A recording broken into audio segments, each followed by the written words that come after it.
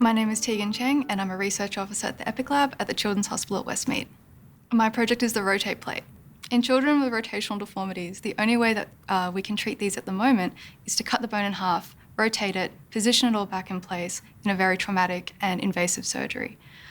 We are working towards developing the rotate plate, which is a minimally invasive and very small implant that goes on the child's leg to harness their growth and to correct the deformity over time.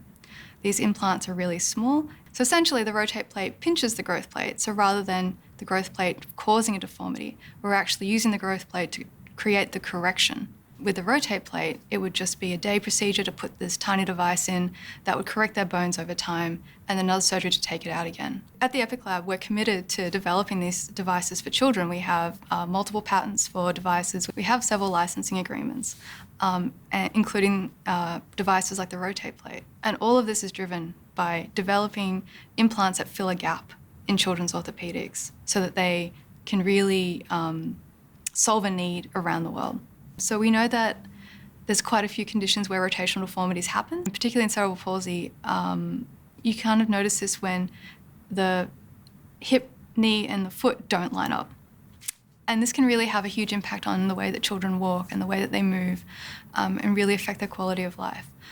So there are a lot of conditions that have rotational deformities as a component. However, if we have rotate plate, it means that we can intervene much earlier. We can target deformities before they get too bad, and we can really get these kids back on their feet. So the Epic Lab is made up of a great team of surgeons and engineers. So we have David Little, who is a pediatric orthopedic surgeon and is the head of the lab. I'm a biomedical engineer and scientist, and I focus on the preclinical research in orthopedics. And we also have Jonathan, who is a mechatronic engineer, who is excellent at 3D printing and CAD and computer design.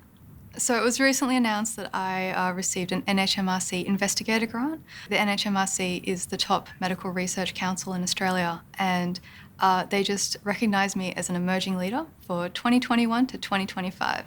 I'm only 4 years postdoc, so it's been amazing to have this level of endorsement from a really major research council. We focus mainly on children because that's where we see the greatest need, particularly in children with rare conditions. Children have very specific needs that are very unique and different to those of adults. And at times what this means is that children just don't receive the implants that they need. There's less money in terms of the financial and commercial incentives, but it doesn't mean that the need isn't there. The children really have a real gap in the accessibility of the implants that they have.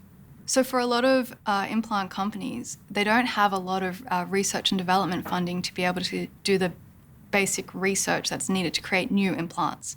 And that's where we step in. So the Epic Lab is an awesome place to work. We are constantly solving the biggest challenges that are facing children in musculoskeletal conditions that we see coming through the hospital. It's all about talking to clinicians, finding out what their challenges are, and really developing a very multidisciplinary approach to try and solve that, where there is either no device or orthopedic surgeons have to settle with using adult devices that they have to modify in surgery. So there are huge gains to be made by developing children's orthopedic implants, in particular the rotate plate. We need philanthropic funding to be able to develop our implants that are specifically tailored for children's orthopedic needs, to bring them to a point at which a commercial company is interested in taking them up to then commercialise and distribute these. If we don't get funding, essentially this project may just never cross into a commercial product.